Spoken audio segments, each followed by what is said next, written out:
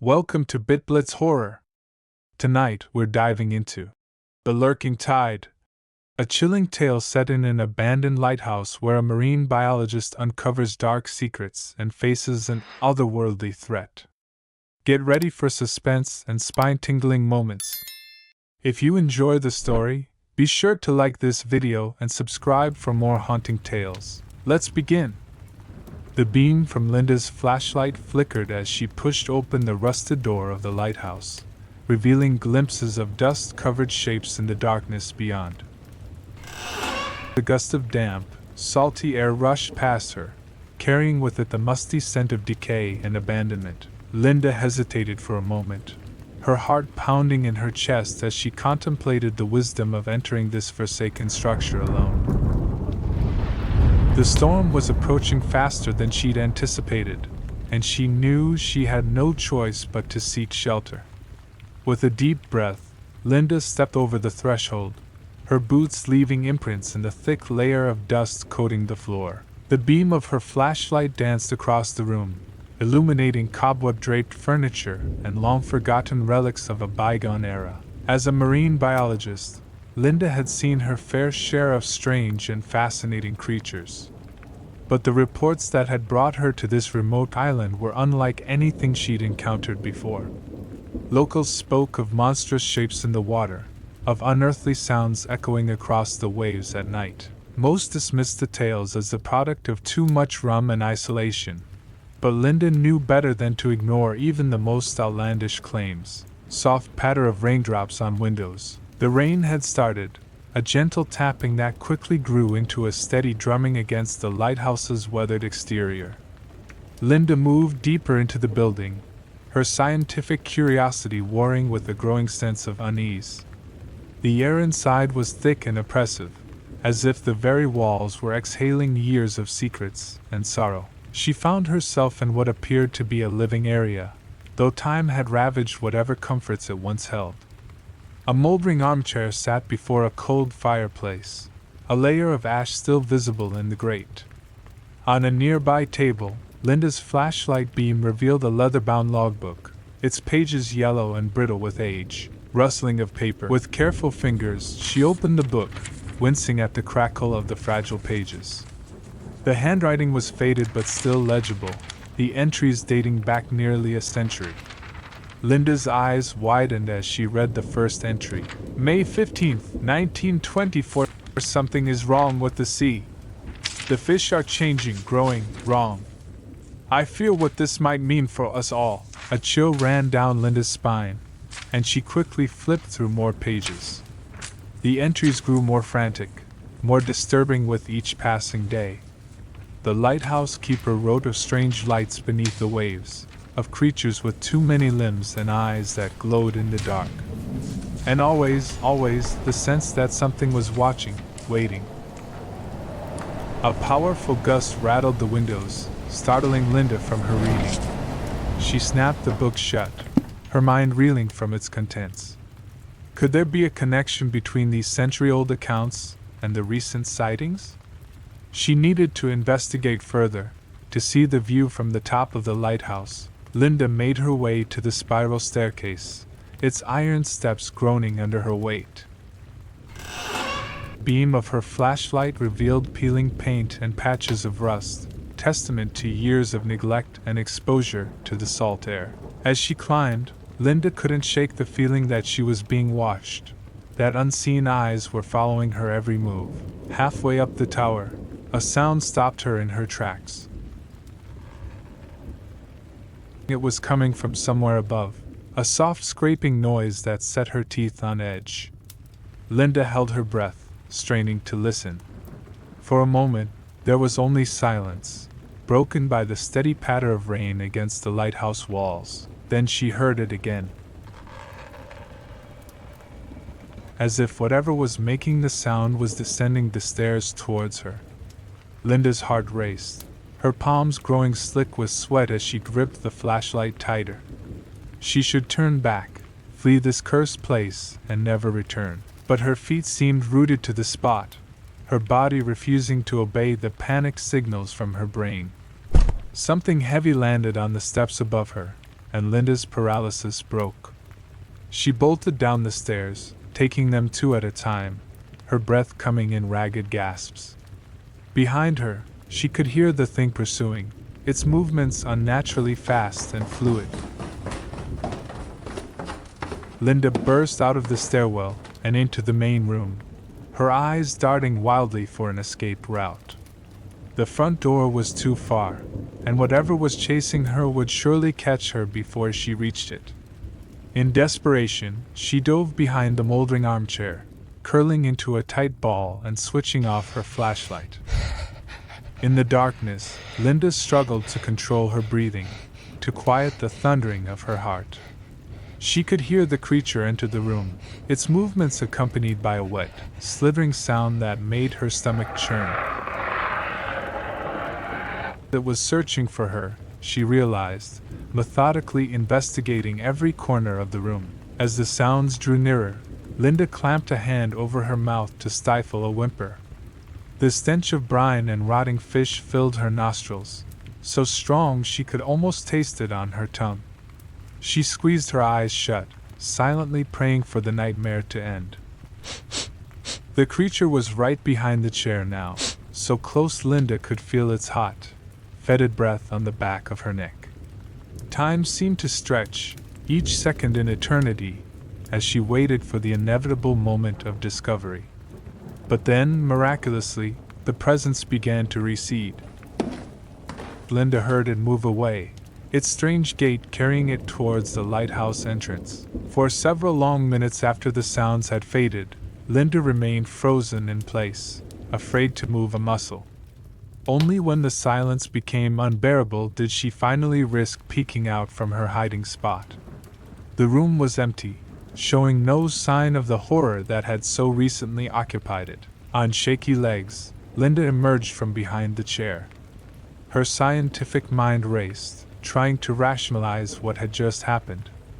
Perhaps she had imagined it all, a product of stress and an overactive imagination fueled by the lighthouse keeper's disturbing journal entries. But the lingering smell of the sea creature and the unmistakable trail of slime leading to the door told a different story. A chilling cry from outside made Linda jump, her heart once again racing.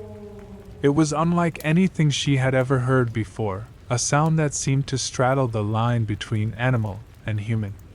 And it was answered by another cry, then another, until a chorus of otherworldly voices filled the air. Linda knew she should leave, should run as far and as fast as she could from this accursed place. But the scientist in her, the part that had driven her to this remote island in the first place, demanded answers. With trembling hands, she retrieved the lighthouse keeper's journal from where she had dropped it in her panic. She skimmed through the entries, looking for any clue that might explain what was happening. The keeper's writings grew increasingly erratic and paranoid as time went on, filled with rambling descriptions of the changing and cryptic references to those who walk between worlds. But it was the final entry that made Linda's blood run cold. They're coming. God help us all. They're coming to claim what was once theirs. The sea is rising, and with it, the old ones return. May whoever finds this journal succeed where I have failed. Stop the ritual. Break the cycle. Before it's too late. The entry was dated exactly 100 years ago to the day. A window shattered somewhere in the lighthouse, followed by the sound of something heavy and wet hauling itself inside. Linda's mind raced, trying to process what she had read and connect it to the horrors unfolding around her. A ritual? A cycle? What did it all mean? She had no time to ponder further as more windows broke, the sounds of multiple entities entering the lighthouse from all sides. Linda clutched the journal to her chest and ran for the stairs, her only hope now lying in reaching the top of the tower. As she ascended, Linda could hear the creatures below, their inhuman voices calling to each other in a language that hurt her ears and made her head spin. As she pushed herself harder, ignoring the burning in her legs and the stitch in her side. Whatever was happening, she knew instinctively that the answers lay above. Linda burst onto the gallery surrounding the great lens, gasping for breath. The storm outside had reached its peak, rain lashing against the glass and wind howling like a beast in pain. Lightning flashed, illuminating the churning sea below for brief, terrifying moments, and in those flashes Linda saw them. Vast, writhing shapes in the water, tentacles as thick as redwoods breaching the surface. On the rocks surrounding the lighthouse, more creatures gathered. Some resembled men, if men could have scales and gills and eyes that glowed with eldritch light. Others defied description, their forms so alien and terrible that Linda's mind recoiled from the sight of them. The creatures began to chant, their voices rising above the storm in a blasphemous chorus. The very air seemed to vibrate with the power of their words, and Linda felt a pressure building in her skull, as if her brain were trying to escape the madness surrounding her. With shaking hands, she opened the journal one last time, desperately searching for anything that might help her understand, might give her a chance to stop whatever was happening. Her eyes fell on a hastily scrawled note near the end. The lens is the key. The light must shine to complete the ritual, to open the way. Without it, they cannot fully return. Linda's gaze snapped to the massive lens beside her, its facets dark and lifeless. Of course. The lighthouse had been abandoned for years, its light extinguished. Could it be that simple? Could keeping the light off be enough to prevent whatever cataclysm these creatures were trying to bring about? The sounds of the creatures ascending the tower spurred Linda into action. She had to find a way to destroy the lens, to ensure it could never be used again. Her eyes darted around the room, searching for anything she could use as a weapon. In the corner, she spotted an old fire axe mounted on the wall. Linda lunged for it, her fingers closing around the worn wooden handle just as the first of the creatures reached the top of the stairs. Linda turned, raising the axe high.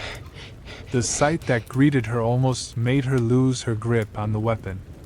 The thing that had once been human stood before her, its flesh rippling and changing as if it couldn't decide on a final form. Eyes blinked open and closed across its body, each fixing Linda with a gaze of alien hunger. The creature lunged at her, webbed hands reaching for her throat. Linda swung the axe with all her might, feeling it connect with a sickening The thing staggered back, green ichor oozing from the wound, but it didn't fall.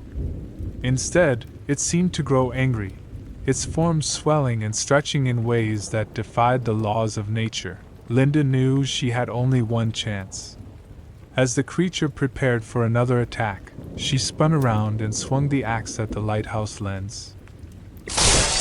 The axe connected with a tremendous crash, and cracks spiderwebbed across the surface of the giant lens. The effect was immediate and terrifying. The creatures both inside and outside the lighthouse began to wail, their cries filled with fury and despair. The very air seemed to ripple, reality itself buckling under the strain of some vast, unseen force. Linda struck the lens again and again, each blow sending shards of glass flying. And she could feel warm blood running down her arms from where the flying fragments had cut her. But she didn't stop. She couldn't stop. With a final, mighty swing, the lens shattered completely. A shockwave of energy exploded outward, knocking Linda off her feet and sending her sliding across the floor. Her head struck the wall hard, and for a moment the world went dark. When Linda came to, the storm had passed. Weak sunlight filtered through the broken windows, illuminating a scene of devastation. The gallery was empty save for her and the destroyed remnants of the great lens. Of the creatures, there was no sign. On unsteady legs, Linda made her way to the railing, looking out over the island and the sea beyond. The water was calm, showing no evidence of the monstrous forms she had seen during the night. On the rocks below, She could just make out strange, dark shapes that might have been bodies, or might have been nothing more than shadows and seaweed. As Linda stood there, trying to process all that had happened, a foghorn sounded in the distance. A ship was approaching the island, likely coming to investigate why the lighthouse had gone dark during the storm. Soon, there would be people here, asking questions she wasn't sure she could answer. Linda looked down at the battered journal still clutched in her hand. Within its pages lay a story that would strain the bounds of credibility, a tale of cosmic horror and ancient evil that the rational world would struggle to accept. And yet she knew it was all true. As the ship drew nearer, Linda made a decision. She would tell them a story of storm damage and structural failure. She would let them believe that the lighthouse's dark history ended with its abandonment a century ago. The journal and its terrible secrets would remain hers alone to bear, but as she turned to head down the stairs, preparing to meet her rescuers, a sound made her pause. It was faint, barely audible, but unmistakable. Somewhere out there, beneath the waves, something was stirring. The cycle had been disrupted, but not broken, and Linda knew, with a certainty that chilled her to her core, that this was not the end. It was only the beginning.